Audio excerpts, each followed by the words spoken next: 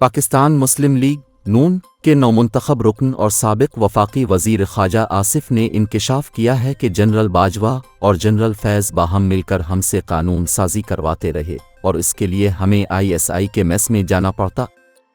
बुध को नून लीग की पार्लिमानी पार्टी इजलास के बाद मीडिया से गुफ्तगू करते हुए ख्वाजा आसिफ ने कहा कि सियासी इस्तेहकाम के लिए बाकी खिलाड़ी भी मौजूद हैं, सिर्फ सियासतदान नहीं है। अब सबको बाहम मिलकर बैठना होगा ताकि इस्तेहकाम आ सके।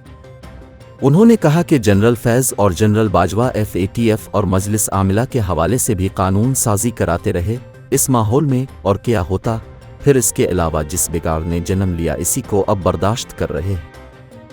ख्वाजा आसिफ का कहना था कि आइन की दोबारा खिलाफ वर्जी सदर आरिफ अलवी ने की है, जिस पर आर्टिकल 6 के तहत गद्दारी का केस चल जाना चाहिए। 9 मई को भी रियासत को चैलेंज कर दिया गया था, जिसके मुर्तकिब लोगों को एहतिसाब के अमल में लाना चाहिए, वरना ये सिलसिला रुकेगा नहीं।